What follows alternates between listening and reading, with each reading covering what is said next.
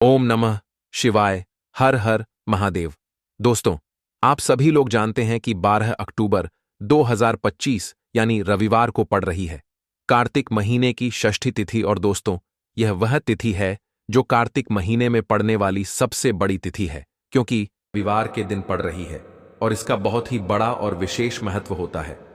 पूज्य जी ने कहा है, अगर कभी भी मौका लग जाए कार्तिक महीने की षष्ठी तिथि को पड़ जाए तो आप लोगों को 5 लौंग और एक हरी मिर्च का उपाय तो अवश्य ही करना चाहिए।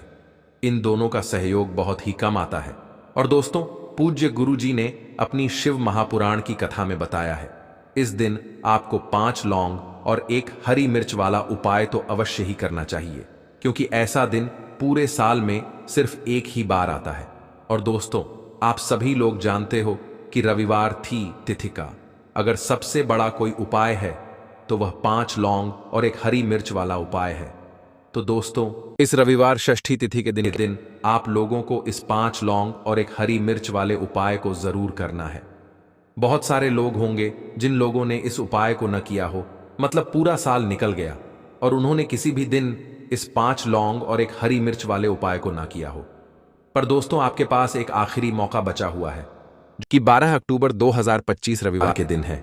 तो इस दिन आप लोगों को इस वाले उपाय को जरूर कर लेना है। भले ही आपने पूरे साल भी इस उपाय को न किया हो, पर अगर आपने इस कार्तिक महीने के रविवार षष्ठी तिथि के दिन अगर इस वाले उपाय को कर लिया तो आपको इस उपाय को करने का फल मिलेगा जिसकी आपने कभी कल्पना भी नहीं खड़ी होगी। इसीलिए आप लोग इस वाले उपाय को एक बार जरूर कर लेना, ताकि आप लोगों के हाथ से यह जा सके और आपको इस उपाय को करने का फल मिल सके। दोस्तों, यह उपाय पंडित जी ने अपनी अभी की ही शिव महापुराण कथा में बताया है, जिस उपाय को आज हम आपको बहुत अच्छे से समझाने वाले हैं। इस वीडियो को देखने के बाद इस उपाय को समझने के लिए आपको कोई और वीडियो को देखने की जरूरत नहीं पड़ेगी। तो चलिए दोस्तों, उपाय को शुरू करते हैं। देखिए, इस कार्तिक महीने के रविवार षष्ठी तिथि के दिन अगर यह इतना खास होता है, इतना महत्वपूर्ण होता है, देखा गया है कभी कभी बड़े बड़े पूजा पाठ अनुष्ठान से जो मनोकामना पूर्ण नहीं होते, इस कार्तिक महीने के रविवार षष्ठी तिथि के दिन अगर एक छोटे से उपाय करने से ही आपकी मनोकामना पूर्ण हो जाती है। और बहुत सारे लोगों ने इस उपाय को किया भी है और उनको इस उपाय को करने का फल भी जरूर मिला है। अगर आप लोग भी इस उपाय को रविवार षष्ठी तिथि को चाहते हैं तो आप इस उपाय को पहले अच्छे से समझ लेना, सुन लेना, उसके बाद करना। आपको इस उपाय का फल जरूर मिलेगा। और इस उपाय को कर लेने से आपके घर में चाहे किसी भी प्रकार की दुख और समस्या क्यों न चल रही हो, आपको उसका कारण भी नहीं पता है कि भाई यह समस्या किस कारण से चल रही है। उसका कुछ भी कारण हो सकता है, जैसे त्रिदोष हो सकता है या किसी भी तरह का मंगल दोष भी हो सकता है। तो इस दिन आप लोगों को ये वाला उपाय कर लेना है। ये एक ऐसा उपाय है जिस उपाय को अगर किसी विशेष दिन पर किया जाए तो भाई उस विशेष दिन का जो है वह तो हमें मिलता ही मिलता है, पर हमने उस दिन पर इस उपाय को किया है तो हमें उससे भी बड़ा फल मिलता है, और फल बहुत जल्दी मिलता है क्योंकि आप इस उपाय को बहुत ही बड़े और विशेष दिन पर कर रहे हो। तो चलिए अब उपाय के बारे में बात करते हैं, लेकिन उससे पहले आप लोगों को यह जानना आवश्यक है कि आखिर यह उपाय किस समय करना है, किसको करना है और कैसे करना है। तो चलिए हम आगे आपको वीडियो में एक एक करके बता देते हैं। लेकिन उससे पहले अगर आप लोग हमारे चैनल पर नए हैं तो हमारे चैनल को सब्सक्राइब कर लेना और इस वीडियो को लाइक करके कमेंट बॉक्स में श्री आय जरूर टाइप कर देना। और अपने फायदे के लिए, गरीबी दूर करने के लिए इस वीडियो को पूरा देख कर जाना, तभी आपको लाभ की प्राप्ति होगी।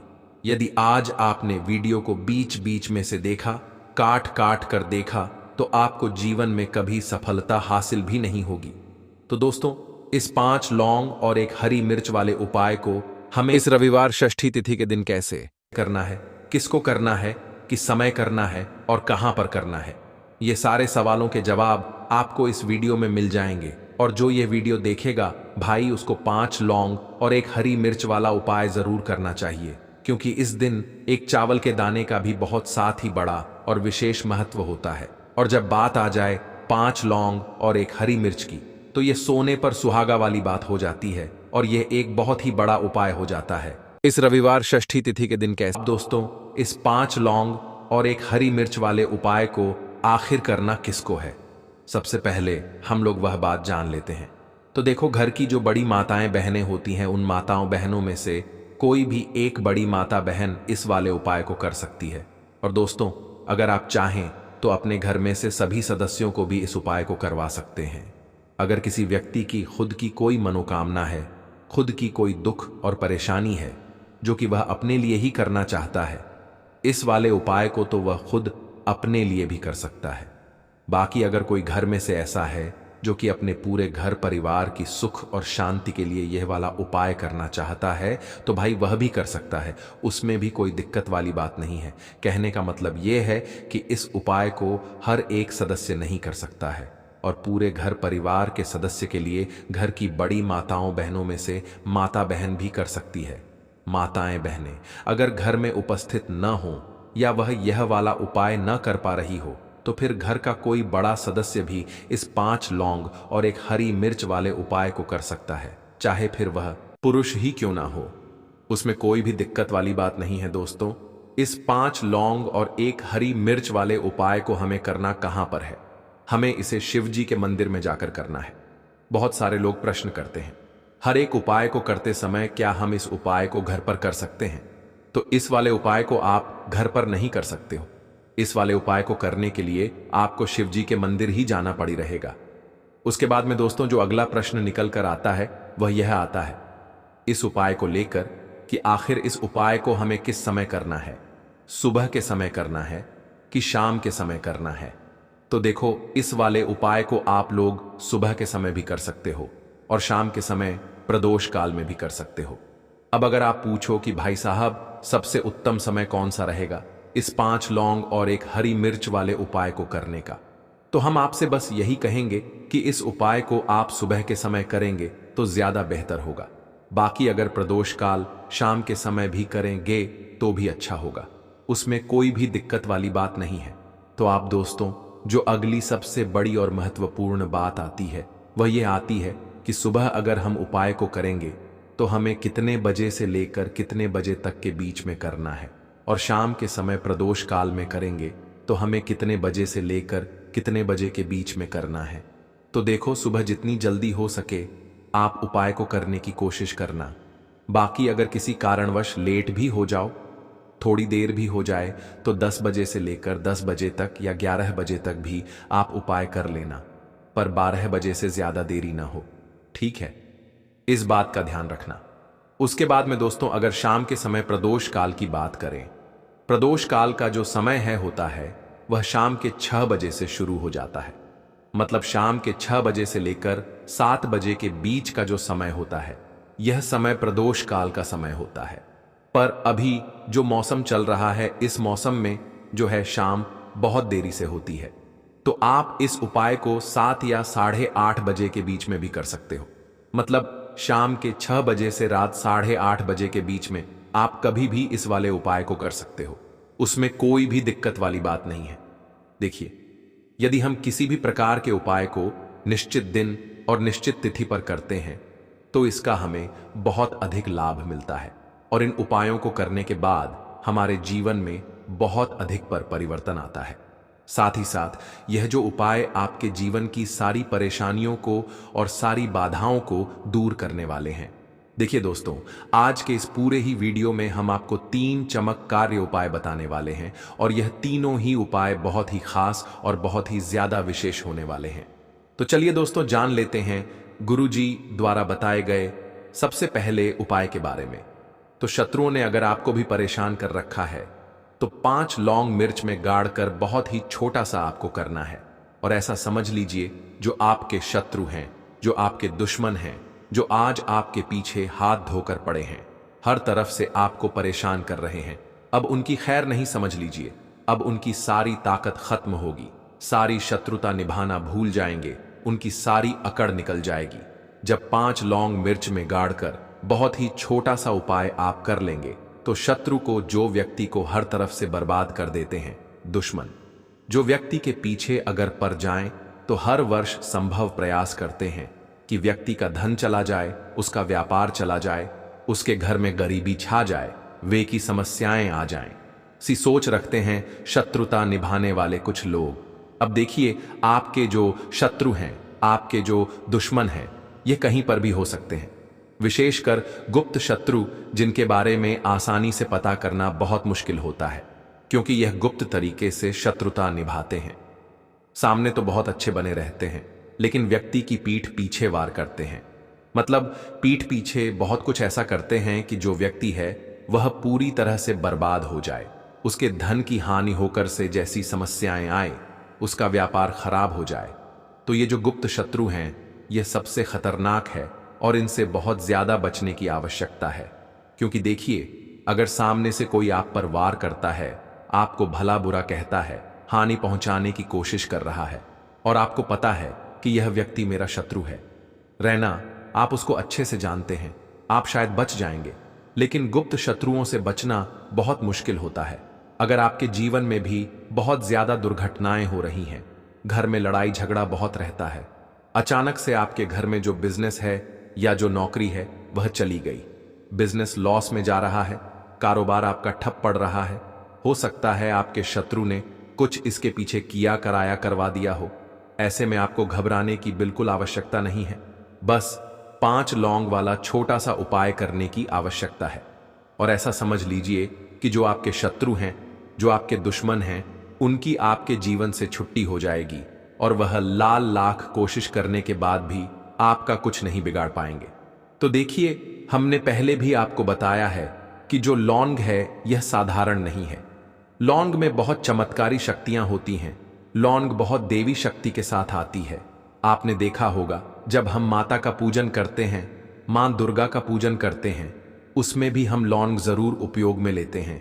बिना लौंग के मां दुर्गा का पूजन भी अधूरा होता है। भोग में भी उन्हें लोग ही हम चढ़ा लाते हैं। अब देखिए, लौंग के जो उपाय है, यह तुरंत आपको अपने जीवन में चमत्कार दिखाते हैं। मतलब तुरंत इनका प्रभाव होता है और आपकी जो भी समस्याएं हैं, जैसे दुश्मन परेशान कर रहे हैं, शत्रु परेशान कर रहे हैं, वह तुरंत आपका पीछा छोड़ देते हैं, आपके जीवन से निकलकर बाहर हो जाते हैं। उस पर भी जो हरी मिर्च आपने ली है, ऐसा समझ लीजिए कि शत्रु पलट कर देखने की भी गलती आपको नहीं करेंगे। ऐसा अचूक उपाय है, गुप्त शत्रुओं के लिए भी है। और सामने से अगर आपके शत्रु आप पर वार कर रहे हैं, आपको हानि पहुंचाने की कोशिश कर रहे हैं, उनको भी जीवन से दूर करने के लिए आप इस उपाय को करें। इस उपाय को किसी भी दिन आप कर सकते हैं। स्त्री, पुरुष, महिला, कोई भी इस उपाय को कर सकता है।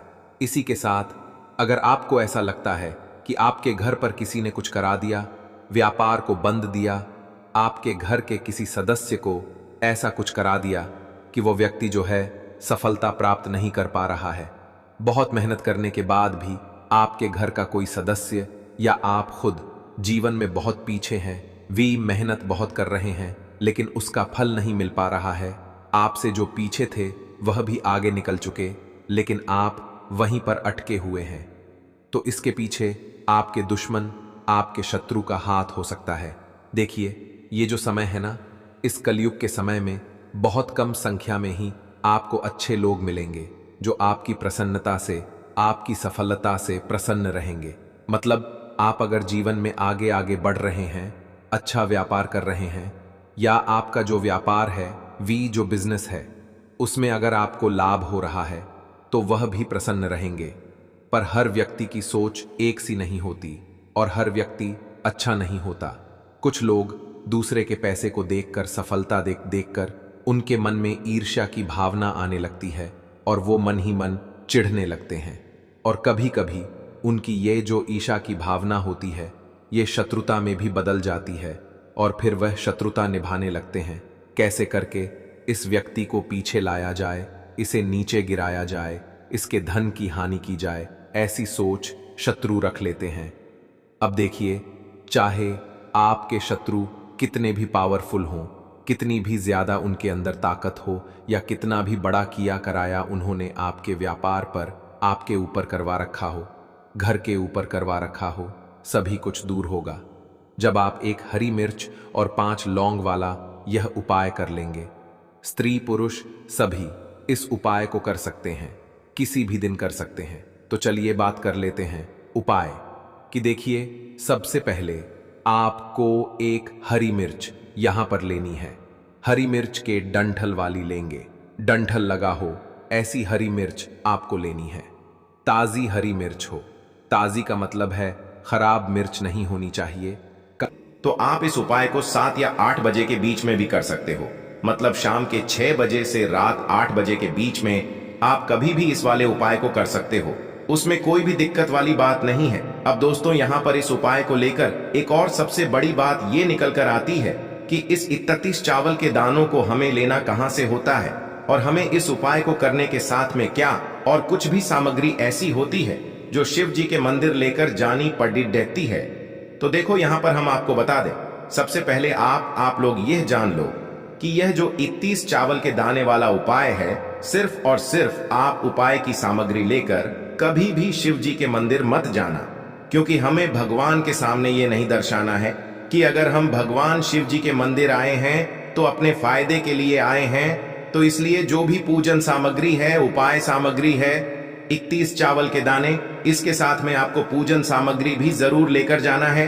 देखो, अगर सुबह के समय उपाय कर रहे हो तो सीधी सी बात है, 1 लोटा जल तो आप लेकर जाओगे ही जाओगे। वही 1 लोटा जल अगर मिट्टी का जल हो तो बहुत अच्छा रहेगा। मिट्टी का जल कैसे बनाया जाता है, इसके लिए हमने पहले से बहुत सारी वीडियोस बना दी है। आपके पास इस दिन एक आखिरी मौका रहेगा मिट्टी का जल शिव जी पर चढ़ाने का, और उपाय को करने का बहुत बड़ा आपको इस दिन फल मिलेगा। तो इसीलिए इस दिन हो सके तो भाई मिट्टी का जल चढ़ाना तो अपने साथ में कम से कम 1 लोटा जल तो आपको लेकर जाना ही जाना है। अगर मिट्टी का जल नहीं है तो घर का जल भी आप इस्तेमाल कर सकते हो। इसके अलावा जो भी पूजन सामग्री है, देखो 31 चावल के दाने ये अलग आपके रहेंगे, और जो आपकी पूजन सामग्री रहेगी वो अलग रहेगी। पूजन सामग्री में आप जो भी चीज लेकर जाना चाहे वो लेकर जा सकते हैं। एक बेलपत्र भी लेकर जा सकते हैं, उसमें कोई भी दिक्कत वाली बात नहीं है। वहीं अगर हम बात करें शाम के समय की, तो शाम के समय शिव जी पर जल नहीं चढ़ता है। इसीलिए शाम के समय आप लोग एक दीपक तैयार कर लें, जो कि गोलबत्ती का, आटे का, शुद्ध देसी गाय का घी का होगा, है ना। इस बात का आप लोगों को ध्यान रखना है, और इस दीपक को आपको घर से जलाकर नहीं लेकर जाना है, भगवान शिव जी के मंदिर में जाकर ही जलाना है। इस बात का भी आप लोगों को ध्यान रखना है। अब दोस्तों, यहाँ पर हमें इस बात को समझना है कि यह 31 चावल के दाने हमें लेना कहाँ से है। क्या हमें दुकान से लेकर आना है, या हमें अपने घर से लेना है, या कहाँ से लेकर आना है, और कौन से चावल लेना है, क्योंकि चावल भी बहुत प्रकार के होते हैं। तो देखो, इन सभी सवालों के जवाब आप लोग एक बात में सुन लो कि भाई ये जो उपाय है, इस उपाय में आपको ये नहीं देखना है कि भाई कौन से चावल है, कौन से चावल नहीं है। बस जो भी चावल ले रहे हो वो चावल का दाना सबूत होना चाहिए, मतलब साबुत होना चाहिए, टूटा हुआ नहीं होना चाहिए, कटा पिटा नहीं होना चाहिए। ये बात आपको ध्यान रखना है। बाकी आपका चावल बासमती हो या सादा चावल हो या कोई सा भी चावल हो, उसमें कोई भी दिक्कत वाली बात नहीं है। तो सीधी सी बात है कि आपके घर के रसोई घर में जहां पर आप भोजन बनाते हो, वहां पर जो भी चावल आपके उपस्थित हो, उन चावलों में से अपनी 1 कटोरी भर लेना, या 1 मुट्ठी चावल अलग से निकाल कर रख लेना, क्योंकि हम 31 चावल ही यहाँ पर इस उपाय में लेने वाले हैं। तो हमें यह चावल के दाने गिनकर निकालने पर डिढेंगे। इस बात का आप लोगों को ध्यान रखना है। तो अपने उस चावल की कटोरी में से, या चावल में से 31 ऐसे चावल के दाने आप लोग निकाल लो जो कि टूटे हुए ना हो, कटे पिटे ना हो, जिनमें कोई दाग ना लगा हुआ हो, है ना। अच्छे साबुत चावल के दाने 31 दाने आप लोग निकाल कर रख लो, और इन्हें किसी भी एक कागज की पुड़िया में या किसी एक छोटी सी कटोरी में आप लोग रख लो, ताकि यह सुरक्षित रहे, आपके एक भी चावल का दाना इधर उधर ना हो, और आपका उपाय भी पूरा अच्छे से हो जाए।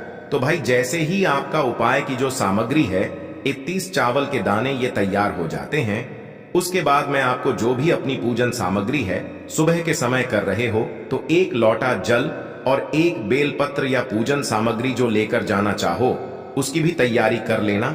और शाम के समय जा रहे हो तो भाई अपना जो दीपक है उसे तैयार कर लेना, ठीक है। और उपाय को करते समय शुद्धता का विशेष रूप से ध्यान रखना, ठीक है। सुबह सुबह स्नान करने के बाद ही उपाय को करने की आप लोग तैयारी करना। उसके बाद अगर शाम के समय की बात करें तो शाम के समय आपको स्नान करने की जरूरत नहीं है, पर शुद्धता का ध्यान रखना है। आपको स्नान तो नहीं करेंगे, आप हाथ मुंह धोकर भी इस वाले उपाय को शाम के समय प्रदोष काल में कर सकते हैं। इसमें कोई दिक्कत वाली बात नहीं है। तो आप अपने उपाय की पूरी सामग्री तैयार करके आपके पास ही में जो आपका शिव मंदिर हो वहां पर पहुंच जाइए। सबसे पहले शिव मंदिर में जाकर आप लोगों को उपाय नहीं करना है, पहले भगवान के दर्शन करना है, भगवान से आशीर्वाद प्राप्त करना है, फिर शिव जी की शिवलिंग के पास में आना है। शिवलिंग के पास में आने के बाद आप जो पूजन सामग्री लेकर आए हुए हैं, जैसे कि सुबह गए हुए होंगे तो 1 लोटा जल और जो भी पूजन सामग्री लेकर आए हैं आप उनसे भगवान शिव जी की पूजन कीजिए। सबसे पहले तो 1 लोटा जल ही चढ़ेगा, फिर आपको एक बेल पत्र श्री शिवाय नमस्तुभ्यम का जाप करते हुए शिवलिंग पर चढ़ा देना है। उसके बाद में आपकी पूजन सामग्री चढ़ेगी। उसके बाद में अगर दोस्तों शाम के समय अगर आप इस उपाय को कर रहे हो तो अपने साथ में कम से कम एक जो दीपक है गोल बाती का जो आप अपने साथ में लेकर गए हो, उस दीपक को मंदिर में जाकर अपनी माचिस से जलाना है और उस दीपक को शिवलिंग के पास में रखना है। ठीक है, इस दीपक को रखने के बाद ही आप लोगों को अपना ये वाला उपाय शुरू करना है और दीपक को ज्यादा पास में मत रखना, वैसे भी गर्मी पड़ रही है।